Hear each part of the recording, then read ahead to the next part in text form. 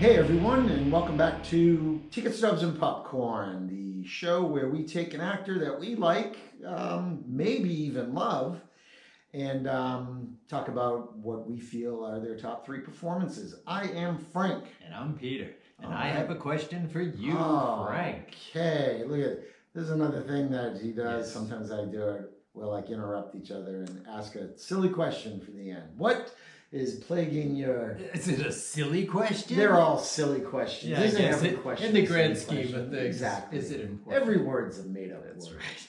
All right, let me ask you this question. Okay. What is the least likeliest grouping of co-stars?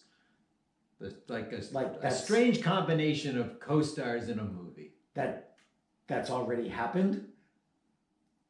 Yes, I was going with already happened, but I guess we could. All right. You could think about. Yeah, no, because otherwise I'm gonna putting two people if something together. that hasn't happened, I'm gonna say like I don't know, like Emmanuel Lewis and I was gonna say Paul Reiser, but I could actually see that. I could anyway. too. All right, cool. So Yeah. a weird cast that least doesn't likely seem co-stars. That's okay. what we'll call it. All right, good. Well, today we're going to. Who we got today? Today we have Meryl Streep. It was bound to happen. It was bound to happen. Yes. Probably one of the most difficult prep for a show things that I've had to go through because it's like, I agree. It's like trying to pick out the perfect red jelly bean because they're all great. And there's not a green one in there because green jelly beans are bullshit. Wow. I feel very passionately about that. I can tell. Anyway. This one was a difficult This one was to do. I'm really not kidding. tough. This I was really tough. had to kind of think about which ones I've done. So why don't I'll make it more difficult on you. So why don't you start off? All righty.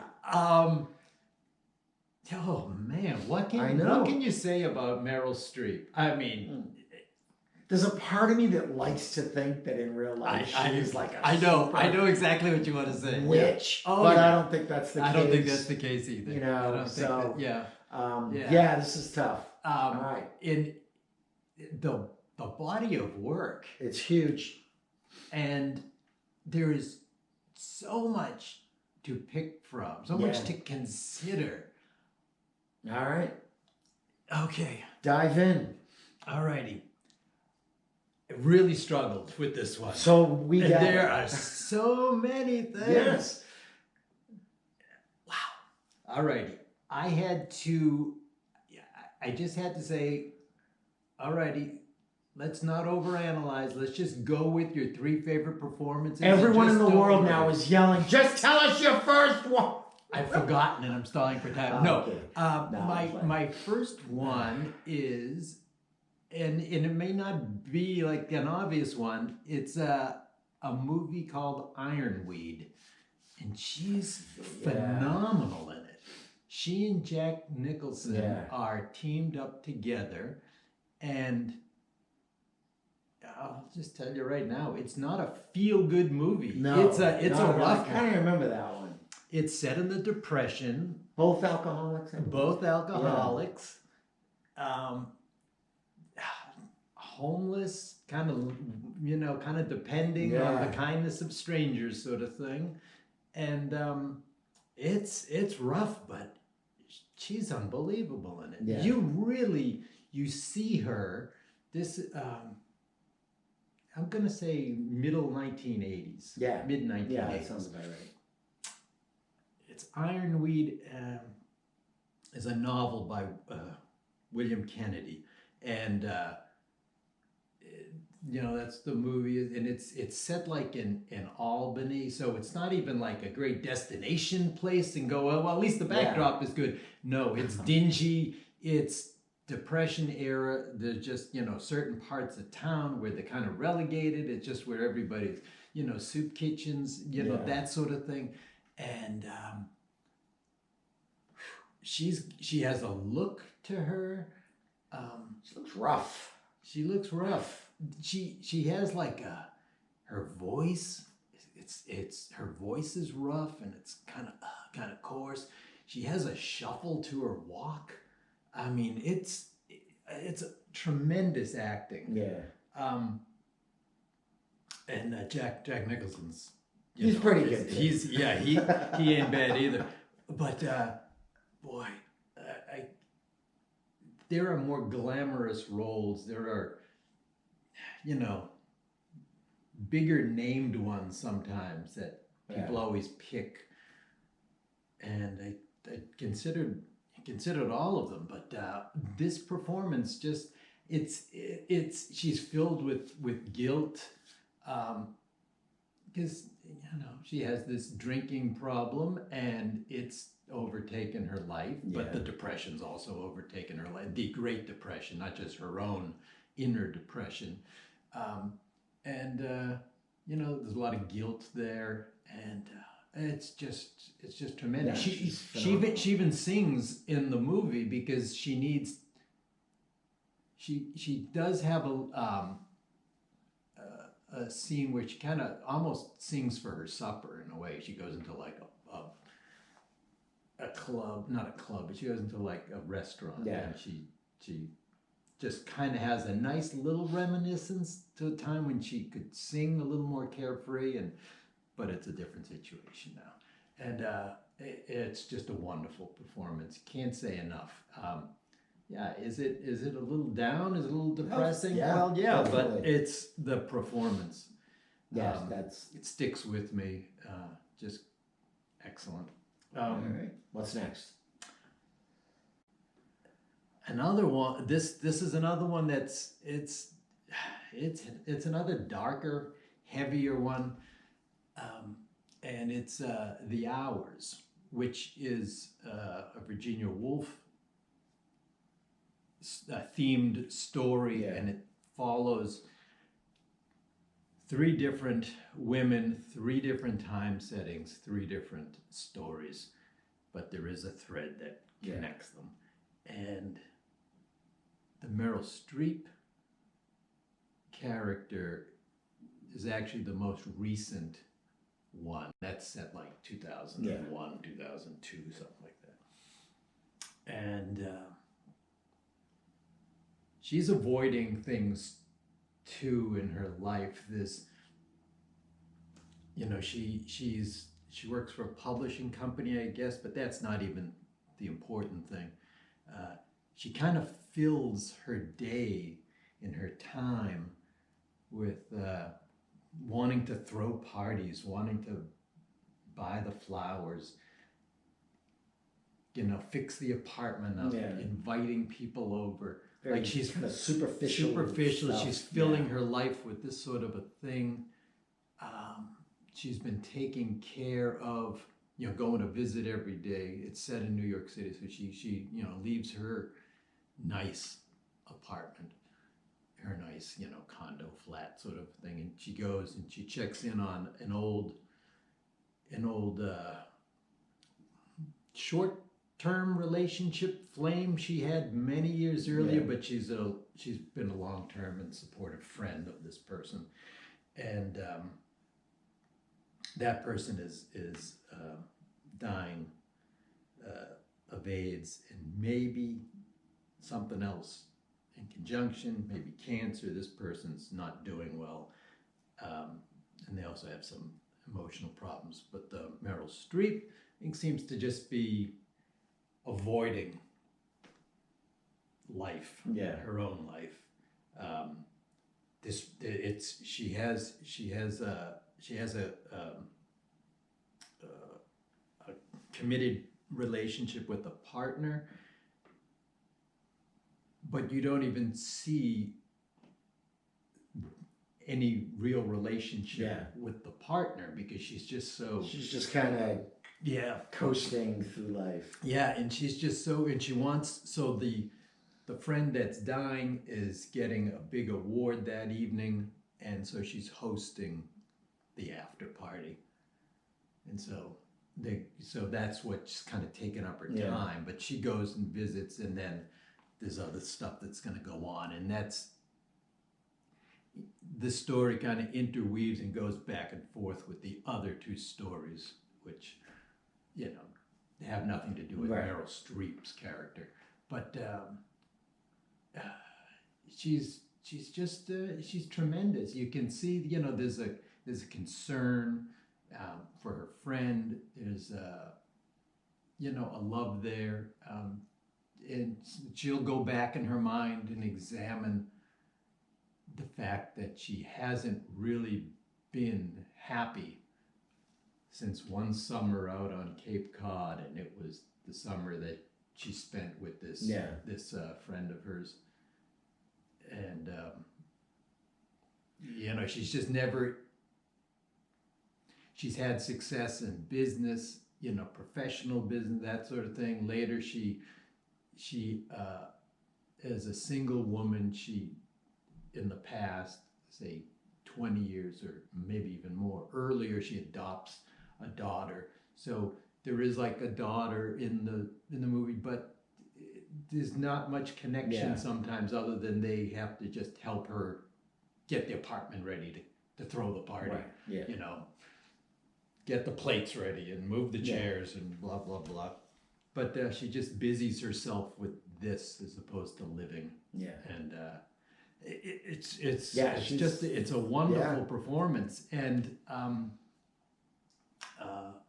I wasn't even gonna pick that one until I revisited it about 2 or 3 days ago, and then it's like, oh boy, there's some nuance here, and it's and so I'm going with The Hours. All right.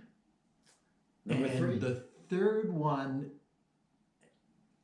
I enjoy this movie. It is not a typical, if there is such a thing as a typical Meryl Streep, but going back in time a little bit to, let's say, the early 90s, Meryl Streep was pretty much a very serious actress. Yeah. People would go, we need a female actor who's, and you just go, well, Meryl Streep. We got Meryl Streep. That's who we got. Okay. And, you know, day in and day out, roll out, movie and movie out, she could knock it out in just wonderful performances. And in, I want to say the early 90s, she co-stars with Albert Brooks in a movie called Defending Your Life. Oh, yeah. And it's a comedy. Yeah. It's great. It's a little bit of a philosophical thing on Albert Brooks' part, because he wrote and directed it as well. But you know, it talks about the afterlife and what happens, and that's what the Defending Your Life title comes in, because at some point there's this middle ground where you have people help you defend your life, and then if you fail, which isn't really the right word, but if you fail to do it at that point, then you just go back to earth, come back as a different, and you try to get a little better, a little more intelligent, less fearful is really kind of what it is, because the fear is what clouds you, and it interferes with you being able to live your life. So if you fail during this judgment period of your life, then you just go back. But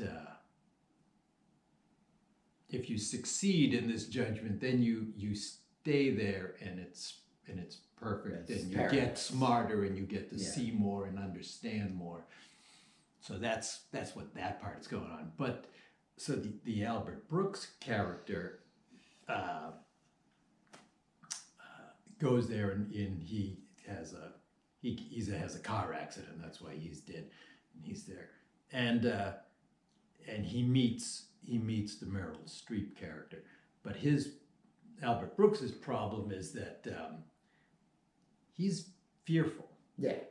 And the fear is going to not help him in the thing. They're going to go and examine segments from his life and episodes and stuff.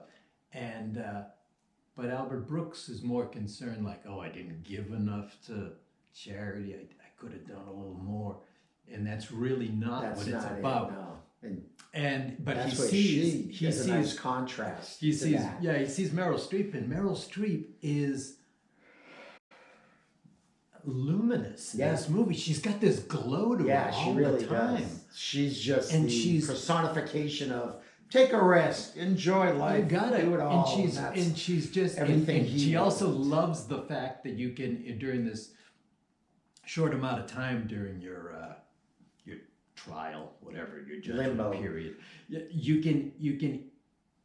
The food is the best tasting food you're going to eat. You can eat as much as you want. You don't have to worry about health or your weight or anything, because it just doesn't do that to your body at that point. So she's just like eating with gusto and and all excited, and she just goes, "This is great," and she's just got this joy, and she just loves. But at the same time, her trial period in each person's trial is stretched out over like 4 or 5 days, because it takes a long time to go through all these episodes. Hers is going great, and everybody loves her. They're just like, she glows, and everybody just loves her. And him not so much, and he's worried, but they fall in love with each other. And it's kind of interesting to see that little relationship, because she's just like taking it on. It's great because, like you said, I like your company, I love you, and it's like, okay, and he's a little more fearful. He doesn't want to say things, even though he does love her. He's just afraid of stuff. But before that, she was such a serious actor. This is gonna be a serious movie. Blah blah blah. Even when you start watching Defending Your Life, it's just like, oh, it's Meryl Streep is in this. This is gonna be. But then you see her, and you see that the movie is overall pretty light, and she's just really light. It's just like, that's really kind of fun to see Meryl chilling a little bit. Yeah, that's nice. And she says something too in the movie toward the end, like they're talking, and he says, I'm worried because tomorrow's my last day when I'm gonna find out, this sort of thing. And he goes, oh, but you got it made. You're like, you're everybody tells what a great job you're doing and all this stuff. And then she says something like, it might seem like I've got it easy or it comes natural. And then she said, but I had to work at it. She goes, I just, it wasn't natural for me. And I had to work at it. So it makes you think, oh, that's good. She's somehow improving herself. Where you've got to make that choice to be happy and be. And so it's just a wonderful thing. And that is, and Albert Brooks, it's a great juxtaposition with her. And the other funny thing is, it still seems plausible that the two of them could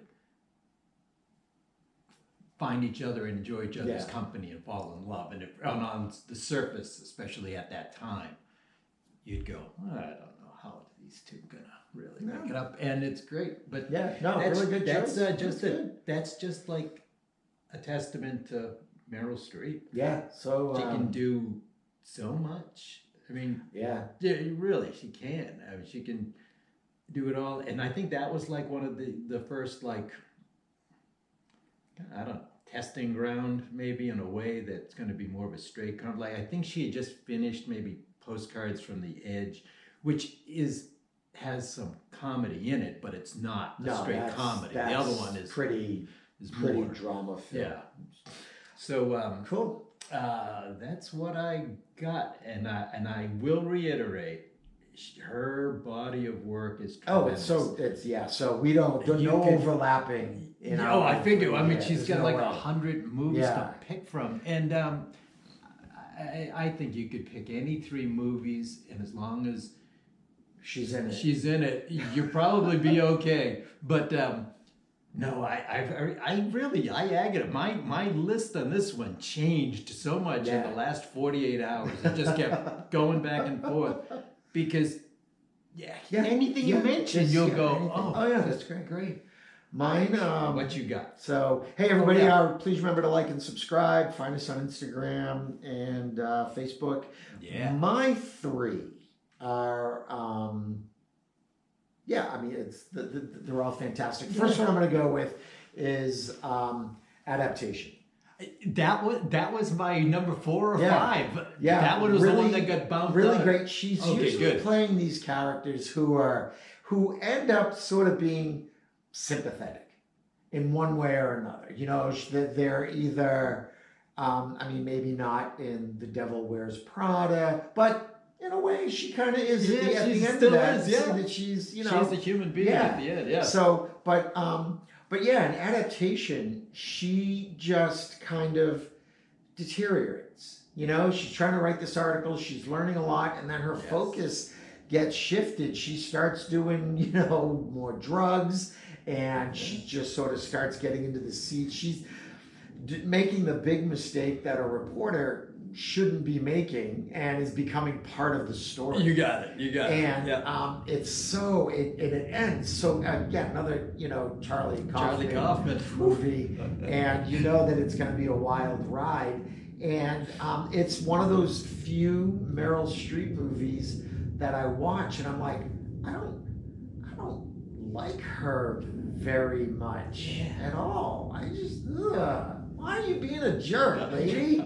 Why you just write your article and do the thing and just? But yeah, she's just not likable in this movie at all. But she plays it. She even plays. You have to like her dislikability, I guess. Yeah, in that because she's just it felt like a nice change in that for her. That's a great movie. Yeah, and it really is fun. And she starts off all kind of, you know, she's looking down on the Chris Cooper character. Yes. She's like, but then she's like, then she can't get enough. Exactly. She's just so interested. She gets so in the whole culture, and the subversiveness of it all. And it's just to see her switch is just.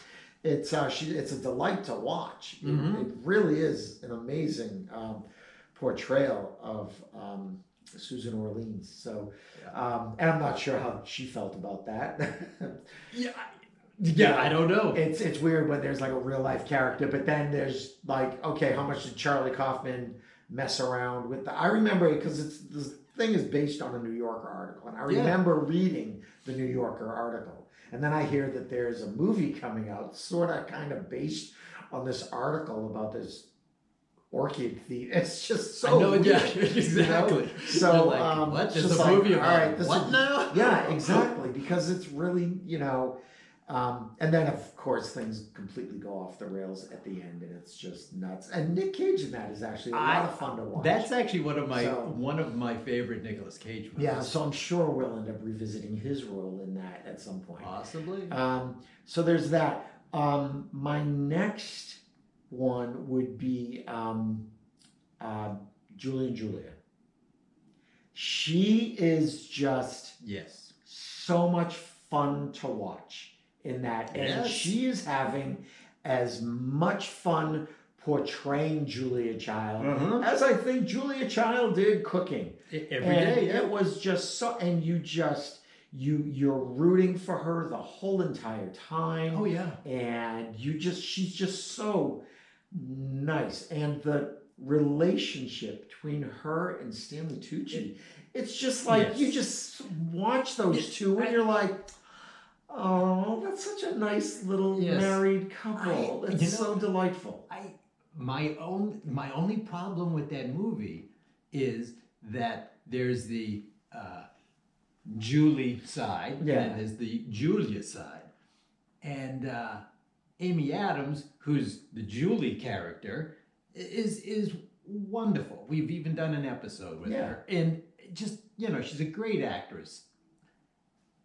That movie, I'm watching the movie, and all of a sudden, I like hit a point, and I'm like, oh, I'm not interested in that half of the movie because I was just captivated by the Meryl Streep Julia Child character and her relationship to life and food, but especially to Stanley Tucci, the husband. I wanted to see that couple so much more than the other side, and I'm like, why didn't they just do this whole movie just on Julia Child? Like, there's that part where she's like, she gets into the school, and she's just like she's just like a little kid. She's like, I'm really excited to be here, but I'm really, really nervous. And she's just trying so hard to just do it. And like the whole very conservative, buttoned down atmosphere is so different than her this class sort of a system. And she's just so like effervescent and to see that stifled and her trying to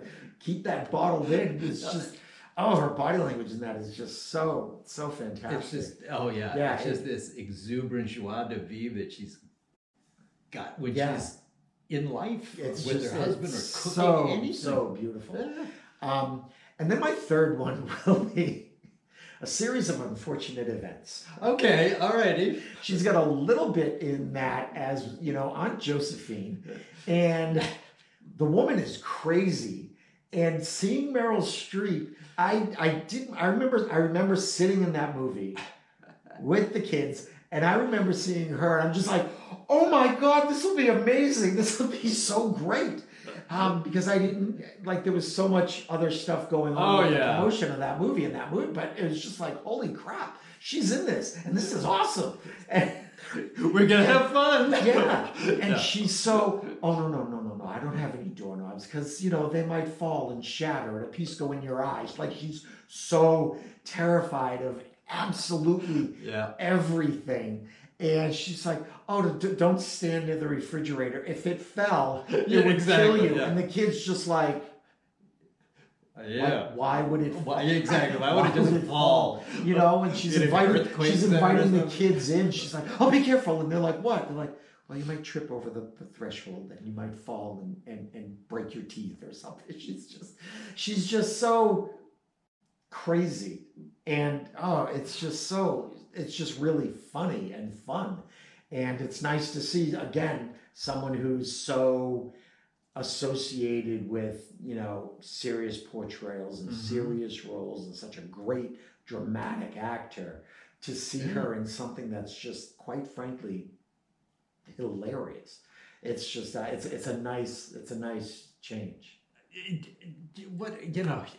Everything she touches. Everything. To gold. Everything is fantastic. And we didn't even scratch the surface. Let's face it. I mean, she has roles where, you really have to either psychologically get into the character, or in her case, just get immersed into the person's accent and culture. All this stuff. Yeah, what she's able to do with her, not just her accents, but her voice. Voice. There's a difference.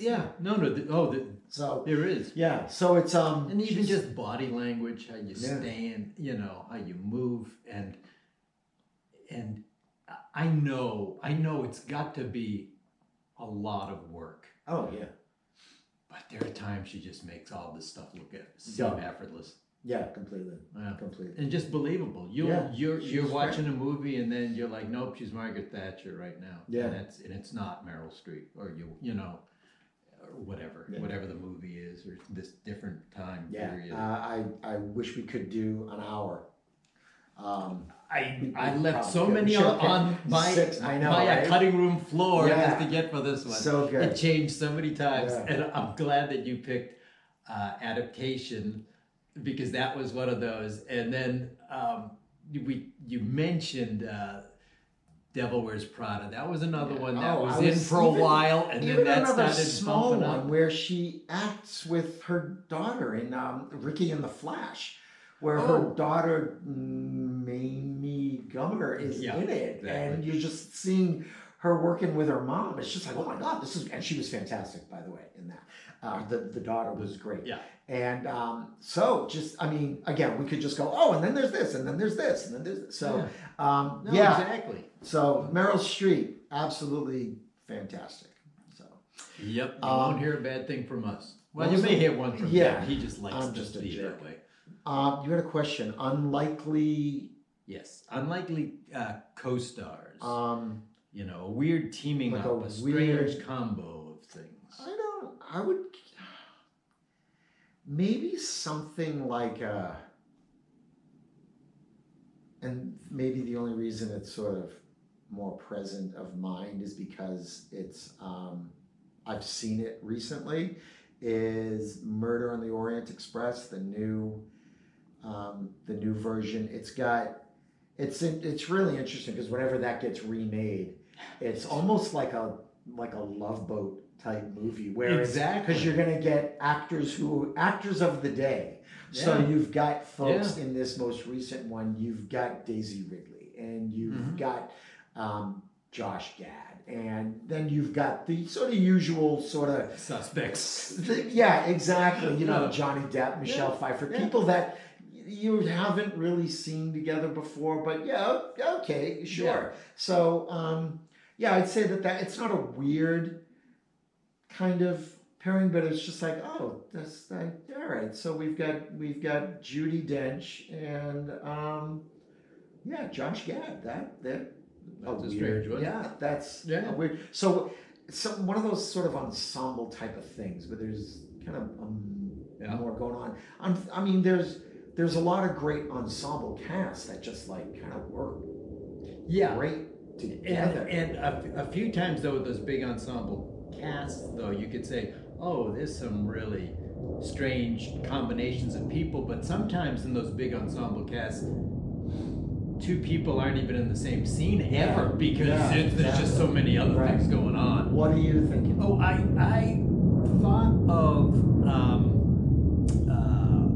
King of Comedy, where they team up Robert De Niro and Jerry Lewis, and I thought at the time when that movie came out, we hadn't seen Jerry Lewis do much in a while, and the stuff he had done was goofy Jerry Lewis stuff, and then it's dark and Robert De Niro, so I kind of found that one. I mean, after I saw the movie, that's different. But I meant when you knew that they were going to be paired together, you're like, oh, that's kind of weird. There's another one that kind of popped in my mind, and it's